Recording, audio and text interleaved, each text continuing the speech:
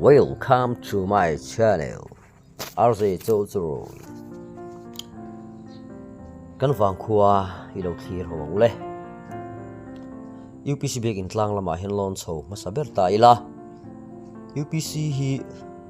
member BCM Rawpui ti lo chuan North East UPC Rawpui local church te hi antam bera. Helai hi an choka ani a North East UPC te hi an chang tlung viau ani hei pui h zo ngi nga te in ani anuam khop atheng thunuam viau ani khothlir anuam boka helai mun rang hian khuwa thlir lok ang oniang hei kan khuwa ani a winia hian tun huna hian video tiang kan upload thi khuwa alo chang kang chho reta hemi ma hian video hi ka upload to a hei ka upload le ma ka upload in kar hi kum tamaliam lova amero chu video a po hian ain changkan hlei em to a chuwang chuan he video po hi nakin khuwa rei zela chuan la hluviau tura kan ngai dewa he video ka siam hi hau tak ruang reng khop maya anipum hluma hanin pek pop pop alo har sa ve a chuwang chuan thla po kala nasa a tlai hun ol rem chang le khatiang khan rem chang pianga te thla kala thina ti chuan tuna hian ten video kan chu puitin theidona mimal in sang te thla kan la a chudi rol chon scooty te lir thei manga lak ani angin chiang kel kol ang kha chuan ati thei big lova mero chu kan phak ang tok kan mu thei chin tok ang te ero chu tikhan an in nei tu te ne ron soi kan tum dona chudi rol chuan helai hian in tlema changkang thadeu te le alo hlui deuh to te po omanga chunga te po chona engamoti zonga ngai lova nakin zel kan tu kan fa te nan thlir le turata na a kan lo hriat thiam akha kan tum don ani tin ei ka video hi ka soyang khan mu nom tia va chan tur ang chi thil he tam lo va zai te ba ka hian hei documentary kan han ti keima video ka hun lo ton vele engemo pol ko san FD sang te na kan hun man na te hei ka da deuh tlang puya chuwang chuanin vanu za tho ho wang chi ni lo ma sela khoi taka like te subscribe te mi lo pe a tulanga min lo share sak zel tur po khan kan ngen chu ani mimal in sang te kan thlir dona amaro chu akim vek don lo ani ti ro chu min riat sak ula kan tiang angang te min pompui mai min pompui thiam thei mai tur khan kan han ngen vele chu ni marlam veng kan ti mai hei puri bunga te ni a nuam khop mai an in atra a suanin hei helai hianin puki sku ate an oma noi hi pibia ki in ania hian in khat himi pahni nan lua chung ko ni nan lua ani an tlan chho char charanga kilometer le lu ve de ulekha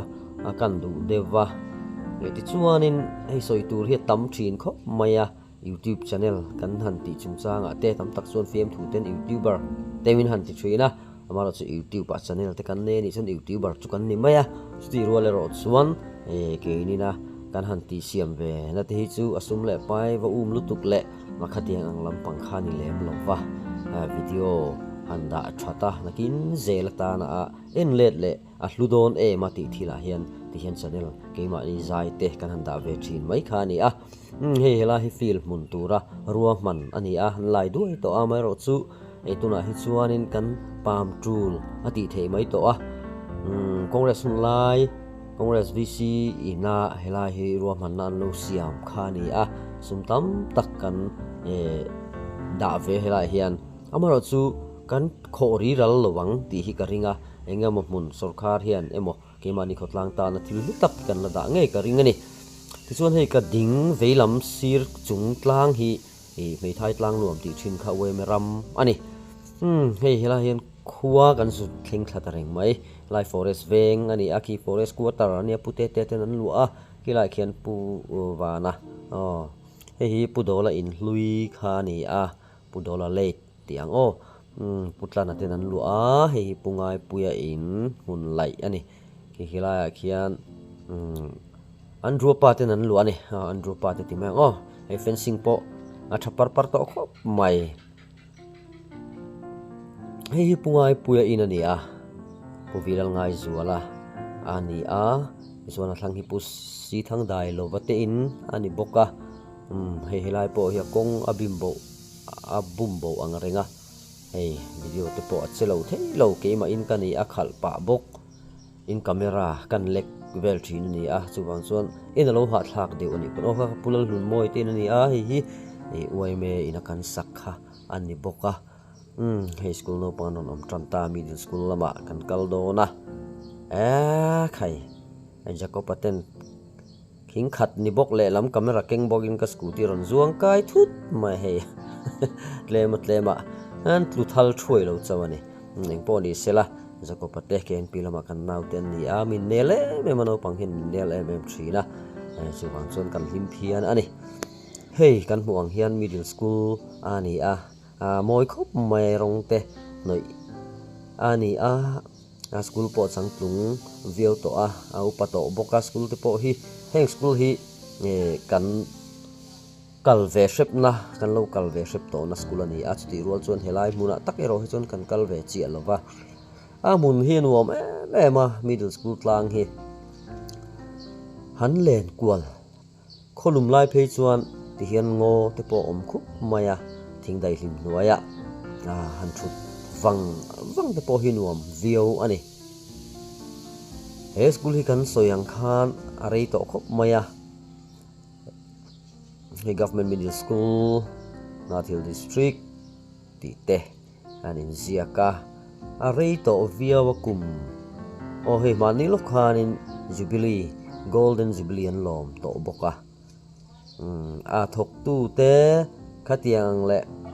kong sang report han pek kha chak amaro chu school sang kan ti thei don lo ba ka kan hun hian dai don lo wa video pakhat themi ringot kasual po hi ka bei re ve fu ani khulai khun mun nuam tak mai la om boka henga hianin futsal te phei chu mun te po hi adai velek lekanga ti tur khop te po ni mun hi nuam hengo thel thua maya hian thok tu ten an en kola athlang maya hianin ti hian an go di number 5 oma center number 5 oma hi and welcome an gate khani a gate pui solai son school masaber tila ka theswal lo mai thei ading thina helaya hian an son phei le a ti chuan khi ta khian an son ta voin ni thlengin khilai khian ala ding ani isuan in school kulai khuan pulal thiang lima pisilal thiang lima tele pu everom fangzawa te ina oma kan ju manga khu puzau te tele puthiang te in ani a khu puni te in ani ki puni te in kan ti khani a thlanga hian pu malsoma pusi malsoma te ina ombok ani tuna chon salvation biak in lama lon chodon ta ila hei thil pho te pom salvation hi Rawpui hian an tam lo viawa amero chu a member ngai to chuan biak in an nei tha a anin lungrual na tha a salvation an lim tlang viu thin ani marveng lam ngor kan kal ta sa boka hian marveng dam do in tlang lama te kan lon chong ai puzau te in ani a kan veilama hian pueng nga mar te in oma chuan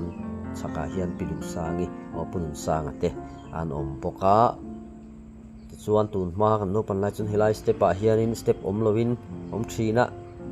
zip ten han tlan so thina pa hi kan ti em mu nom hi kan ti em mani so pukel tluang ate ni aki kan gan wadi center number 3 nge ani a kan no pan lai chuan pidu school kan ti mai thina ni kan no pan lai kan ti ve thazena min lo se thiam ula kan no pan lai khani ve miau sia ha pupi sil thara te inani no pan lai nei ve na chu no pan lai kan ti ve ni chu ala rei falua lem lowang ti ro chu in riat ka ring hi puro zone a late te in ani a pichuan omi te in ani chu khi building concrete khi pu kelal tran puya te in ani a ti chuan in hei khu anuai khu jasmine ate in ani a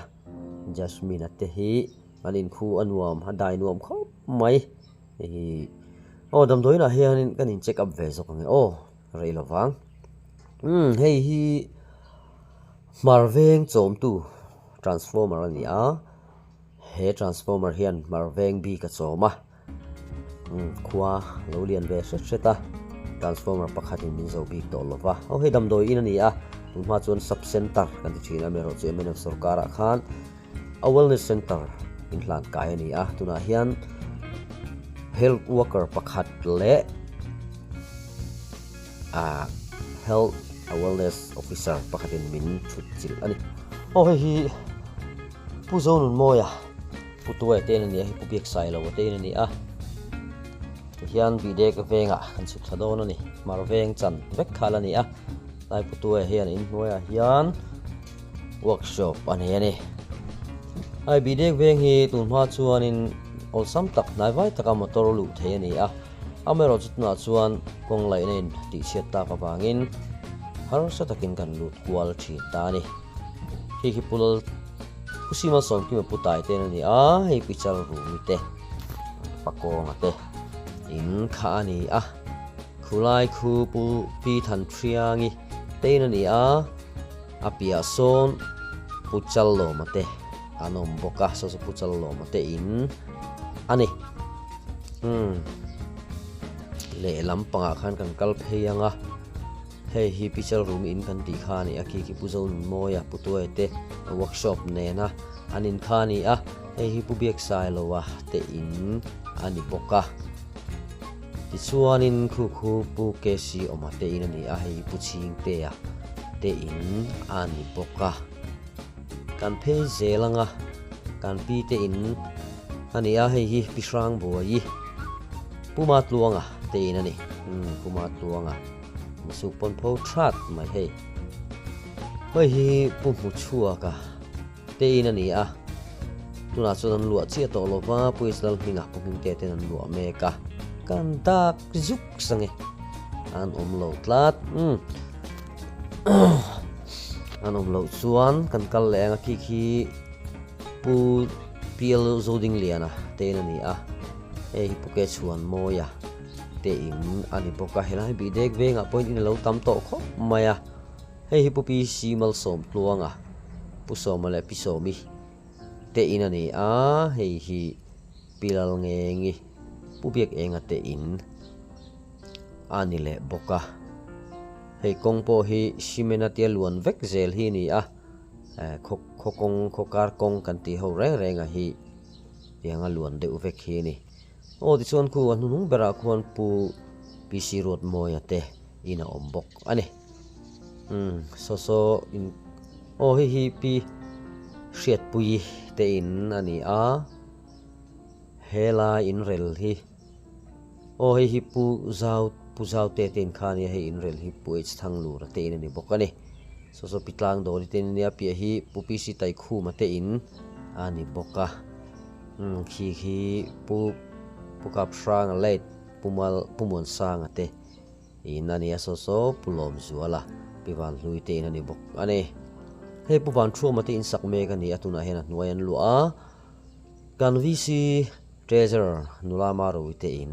ani hei pukelorin zual te inani a hei purem sia mate in ani tlangwal ma du a hei pu ar samuel kolni in rel me kan ni a in rel thi a hau tak in sak pop hi har sakhop mai hei hi pumarina teina nia hei hi puvula hei hi puke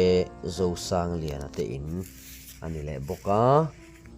kan vi secretary te ani a puzowa hi tichon he han just nilo Edisonapa te in mun khaw ma ha workshop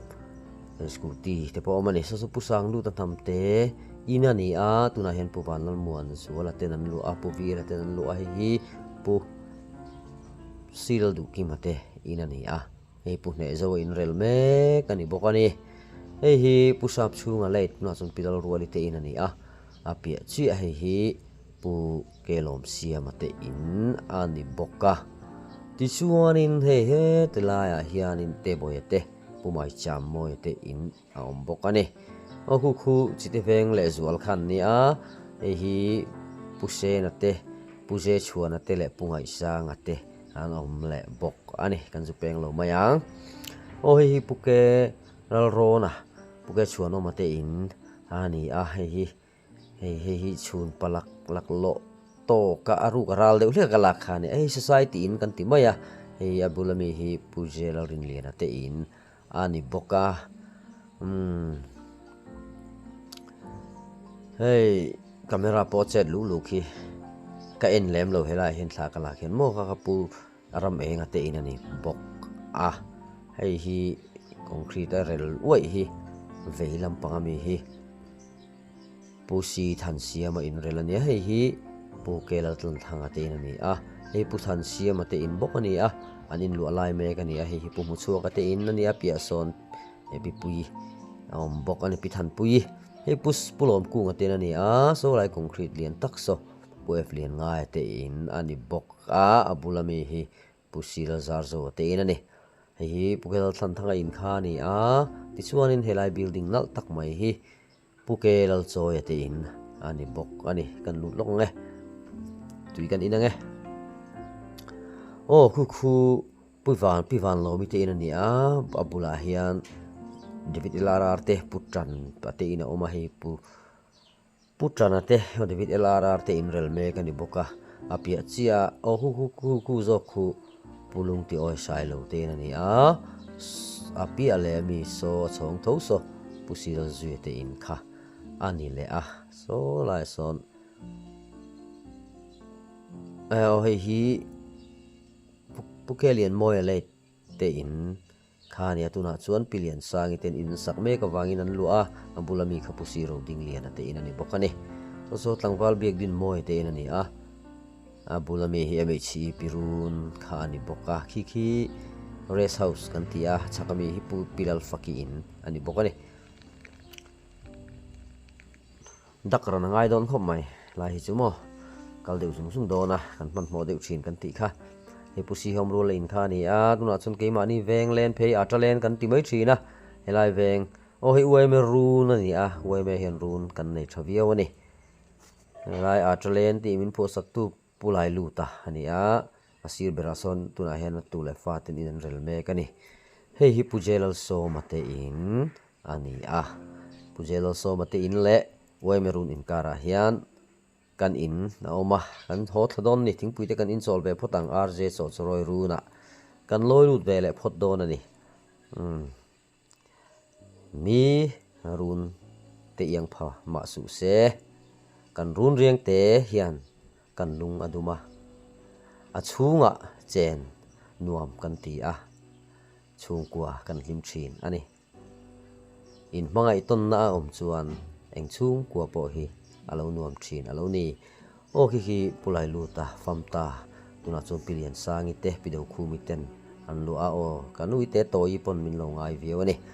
venglai kan lu chil me kani a he pusil zar te ani a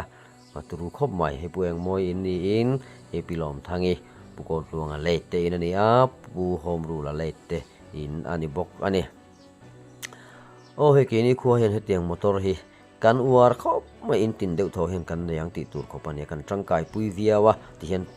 tui syntax de da in tui choinan te kan mang thin ani food pet po he ti hianin mun tren khata chuan alat nok deuh wa alo thei lowa e nakin dewa chuan heng te hi eng ma lir thei po da phal lo hen kan la da don ani hi puar zo than sang en ani ai khi wal ten min lo bye bye lo mai community hall le presbyterian biak in lama te chodon chinta ila so lai sonin mual khom an ne salvation lamin an thom angai nom khop mai totorot ri te pokan rekhata ngai tha ning theilo ani e community hall kan chodona hi kan hall ani a ke ni khuwa levela nga chuan hall kan nei tha kan in ti in kan lom viawa ai tha zel chu kan du thewang amaro chu kan mil tok hi a kan lungoi thiam hi tul ve fo reng ani tilai hian hei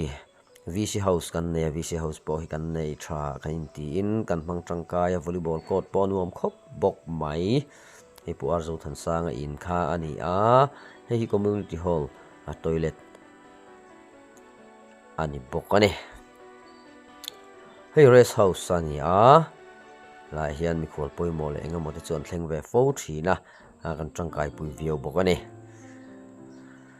hei Presbyterian Church complex ti thei to hei fencing pon nei thakop maya an biak in hi an kal deuh awang hianin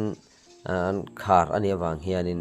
kan lut don lova ti hian kan en mai don ani press biak in ani a press po hi an tam lo khopa amai ro chu biak in an nei tra kan ti ani ti chuan hei helai hi veng lai puthan siama in relai kan ti kha ni hei hi puma mate pi du ite pukelom zuala te ani a hei hi Salvation House ani a tuna hian pu Samuela ana lua hei hi puro liana in ani le a hei kong hi kan soyang khan ti hian simen luan vek zel ani a kalpo nuam viaw ani fura po purina garas ani a hei hi pu zelal mo te in ani bok ani hei helai hian kan VC pu kol zidinga puar kol nuna fapa te in ani saklai ni a hei hin lua lai ni boka so purwai in ani apu zero Rawpui in khan lua hei community hall ani a community hall komchara hian ti hian kong nuam taka kal phein solma poson in tlema zong ala omani stia kan hmu lo lang masaber hei hi pulom sang puya te in ani a khi press biak in kha ni a ti chuan hei pulom sang puya te in kan ti to kha ni a api mai mi hi rel lai hi a hmangai voilet khiang te Pangparhnima ziak tu te in kha ni a hanrel meka hei in Rawpui tak in thatak an la sa ang ti kan ringa kan du sak pui boka hela henan kan wadi om le a hei hi number 4 nge ngizan nge kan the thei mai em kum upat lama chon mi ta fia ta lo kan the thei che lo ni ku pusiro Rawpuia kan high school headmaster te in khani a pimanguri te in ani helai hianin pu thangkhu matin oma hei hi a mangai te in tur khani a an la sameka apia hian pu thangkhu ma te na oma ti chuanin he pia le hian khi pi nula bi te zongtra nula bi te zongtra kha ani a bi te zar te ponti kha hei hi puro lian sailo in ani a tuna hian piwan lo mi ten lu a ki puro Rawpui in lui kha ni apu ngak lian ten an lei to boka atuna hian puthang lu ra ten an lu me ka ni hei hi pu lungti oi sailo te in nung lam ani a hei hi pusiro zuya te in ani boka ti chuanin helai hianin hei ti pa khanin thlagan la le zoka hei pusar zo te in kan ti kha ni a camera pokan ken lek de zo hi hei pu f lian ngai te in ani a boka so son in lui kha ni a helai kan lak chon tak chu kan tangkai pu em thala po a boi lutuk lo kan om theina chan tui pam helai hen tui pam thatak mai kan nei ani tui pam hi kan tangkai pui via bani ke ni khuwa hian tuna chuan feel helai hi pilian sangi te in mun in rel mek khani a feel lama kan kal do na feel hi chu kan nei tha lem lova amero ske ma ni khuwa a in te in za le in za ni potling manglo khuwa kan ni a level anga chuan lung oi mai te po hi tul thina hei phun chong kha ni a chor thlapui a kang luta tiang deuh khan chor thlapuin kan runa ron vit ngar ani tuna hian tlai lamdar engemaw zat vel ani dar level ni chu hey feel lama hen kan chukanga khua kha tlai de ulek to on ti kha hey feel hi a hmuna hi che fu kop maya venglai area ang te poina soi theanga chimveng lam area ani e te po han ti du ila apan na a phei chuan chimveng atang hian a nai zok zoma a chu tiang vel chu ni location tak hi chu a venglai le chimveng in ri na vela om ang kha ani hei mu phul cham dur mai ani original grass khuanu min siam sak grass kan pha ve anuama in khel te po nuama pil set sut te po hi har ve deu ni chesual engamo pala te po mo anuam viau ani mi pakwa han khel hi chuan puitlinga hi chuan duai chon kan chep dewem o ti tur ani feedback lo lai ro chon tok viau wang ti tur te po ni no panga chon pakwa te 11 mai ni lawin 13 le 13 te khel chang te pon nei inari no mani pavilion potra khep khop maya ti chuanin hei feel hi helai hianin MNF sarkar lai khanin hei slapadol zol ani boka ti zau de sot boka hei phun chonga hen sawan chiar noi zel siklai phei chuan camera nen thla te poron la ve te mu no mani camera thani tan chuan ka ero rem ti ani lo viau mai ka hi kan du bak lo ni khi BCM biak in khani nakina kan la han chho ve lek tura te ponga ila so lai son tlang khong lung tlang a om boka tin helai hian hei bethel tlang kan tia anuam khop mai ka chanela po hian mun ma fan na kada to nge na kinarun da non le te pokan tum don ya ka channel luizo kan ya wangin chet to wangin ka channel thararun suan le te pokan tum don ya kan soi zuai kha khong lung tlang he chalale thangi tual len tlang te kan tia khong lung run ti lar tak kan mi chu history a po he lar tak mai kha ni he la hi Rawpui khoram ken alani ve ti chuanin kum engemaw ti zat liam ta tang khan wildlife sanctuary ya te hlan ni in tiang hian tuna chuan wildlife sanctuary lo ni ta ani tlang veng lama kan chodona hei pulian moi le te in khani atatang hian chona nuam tak mai ti hian simena luan tho hian a om le zurmaya chopo ha thla khop mai ka tholai lai mai di suanin hei han veilam pangami helai mi hi pusil siam lian atin khani hei puma nuna inani so pungura purongura in ani hei hi puma puya inani pusil tlan kima mo ayan gan wadi number 1 ani hei kan school hui ve ni kan no pan lai kan kal na ve thin ani helai hian kan VCP PPC than ku ngate in a om le boka ti chuanin hei kan veilam panga hianin pusilal mon thanga kan riat theidan tu chuan pusuai te officer MIS officer pusuai te ten hi purin sanga ten ani hei pusi zone sanga te in ani le boka voin ni hi sunday ani in khom kalpa kala kani hei hi pu hlom zuala late pu HK vitlang moi te in ani boka khu in khom kal tur te po an ron om ve ni khu lai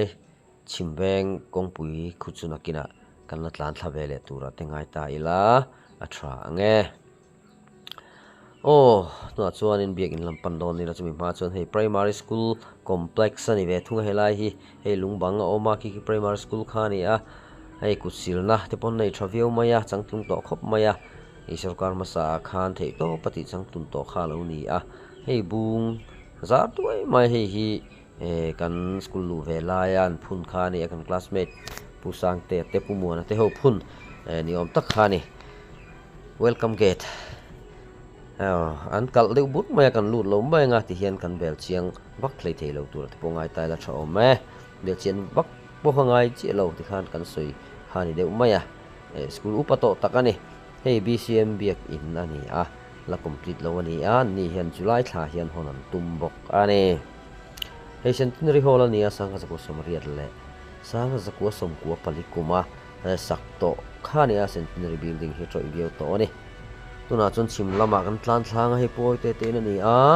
I scootin kan tlan tla bokon ti de sung sung ang hei hi putrana David LRR te ni a hei hi piwan lo mi puwan te te ni boka hi pu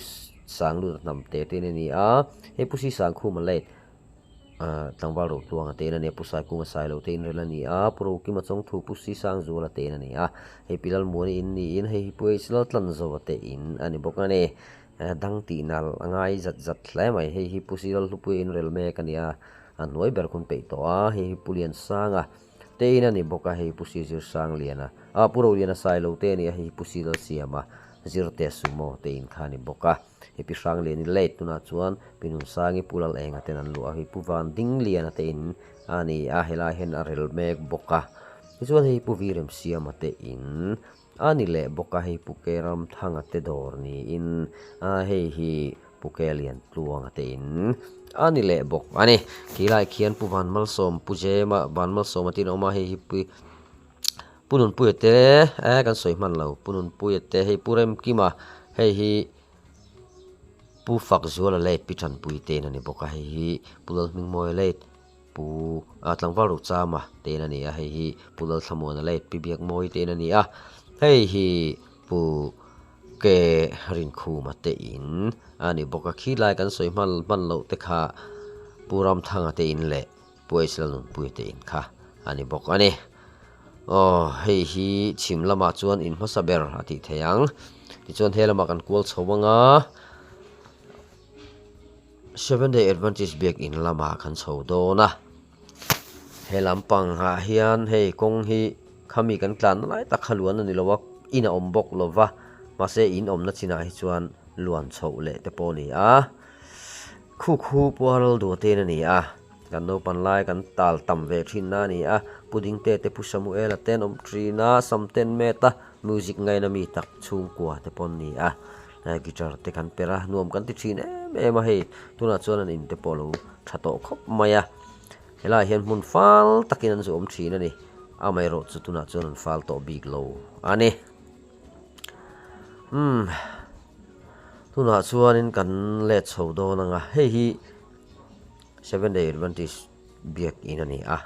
ti chuan in hei hi pu samuel ren thei te ani hani hi zai tui tak mai mze te po tun ma a thei to palo boi pui ho thin kan ni ve ani hei kan huang hian ti hian kongpo lai chin hiluan kha ni a hi 7-day biak in ani a ni hi an tam lo chung ko ang jong pon chung ko ni chung ko thum chung ko libor vel a kha an ni maya ma se biak in hian nei tha in an nei chang kang khop mai chunga in khom te po anuam view ani RES lama hian chho vele don ta ila hei amun nuama leng vak te po hi hian an om ve reng thina kan nula te an ni a hi forest quarter ani thina tuna polani thau takna in engma ron ni to chi lova lui to view ani hela hi RES chauka ani a midday meal te pot lai hian an siam thina mun ma hian nei nuama nei thakop maya tin building po hi an nei thaviau maya RES hi BCM Rawpui school ani a private school ani na chung hian tiang hian building thatak an nei a ti rol chuan an building thatak khetianga din te na chan hi hemi building khulai building thangjok hemi veilam sira hian building pakhat ding omakha building sei tak kha kong lai na ati min lau oma om ta ka Vangkhan le achuat te po ong huau chuti khop chuan min lau om mai ni lovin a ti chia te po ti theyang awanga compensation mu te po khan ni ve a chuan in bial tu MLA kan ti te ti khan mi chan hem ngai te na company a thlena ka tianga building thatak nei ka kan ni hei forest quarter ani pu mai zau tu lo hin om ta chi lo mani ot nai purin tluanga te ni a hei hi hei puke bia kan ti moya pukel bia tluanga te ni a khi pu arl choi te in ani le bok ani helam venga point in akat ve sup to maya hei hi pibiak sangi in ani PBK kan ti le hlau bok ani hei hi pi ming choi te in khani o ama po hi veranda lo thu pi ming choi te na hi puaral eng liana te in ani ama se tuna hian pubiak din liana ten an lua me ka puaral choi in kha hi lai tlang khan om kan ti kha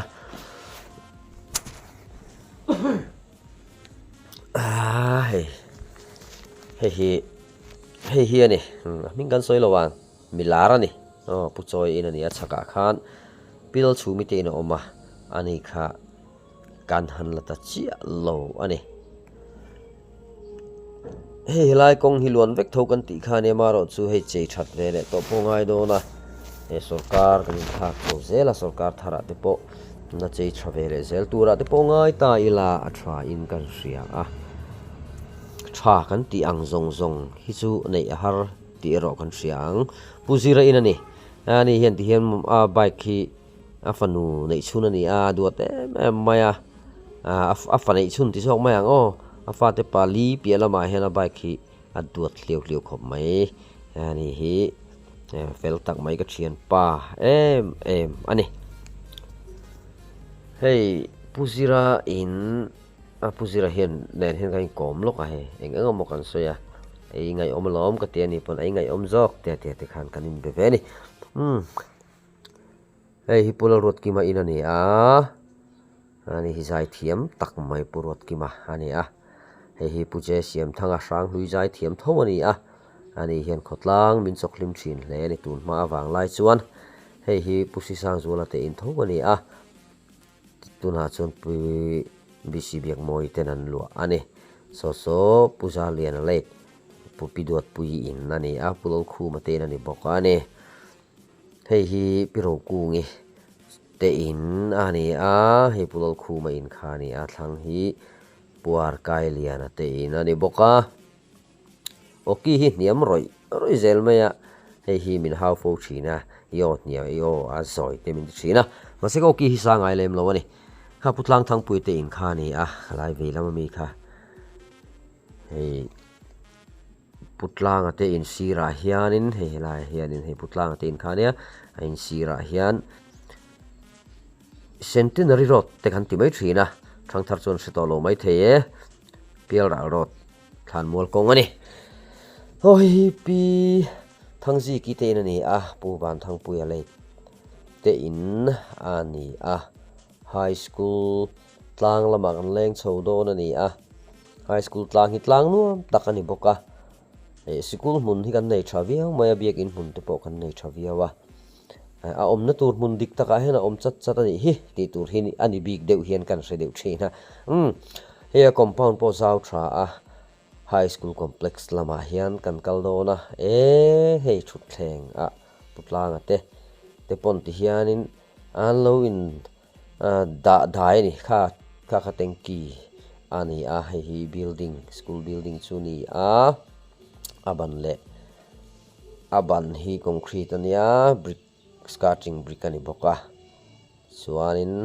lahen Rawpui high school tin zia kul maya mun ma hian nei nuam kan ti kha ti hianin hei chol hadam na tur thut thleng an siama volleyball court nei tha em bok ani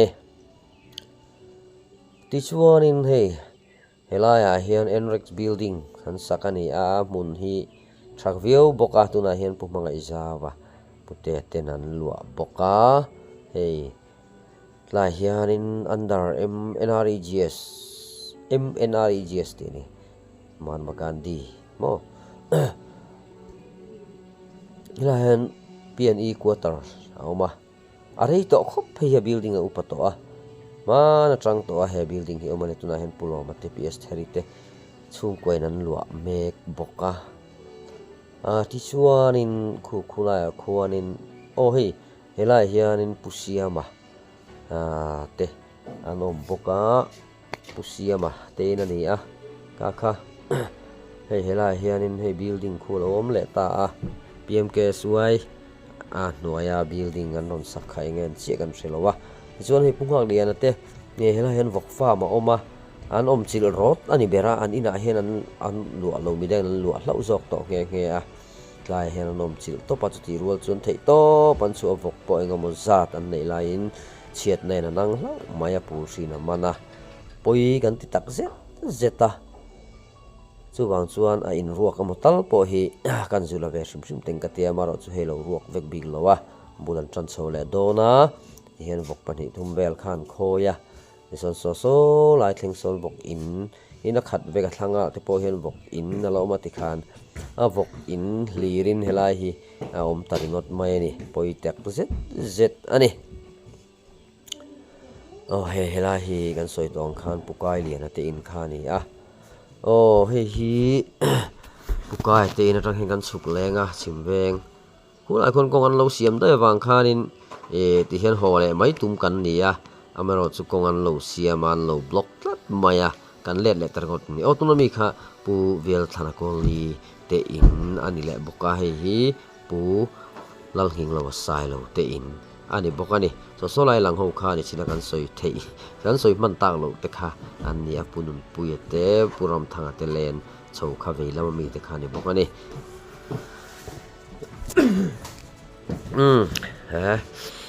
tuna bazar kan chuk lu nga hi bazar ani a MHP munasak khani a compensation tam takan la akla kan MHP compensation sa hi sarkar ina min sak bazar min sak khani boka ti hian helai te hianin poster te an lo tara OM Jubilee ti te an lo tar boka ti hianin bazar hi kan mang tangkai khop maya khwalzin mi ten sol na sa bazar fair an ti fo ani ve ani video min thir sak tu te in zawai chunga kan lom me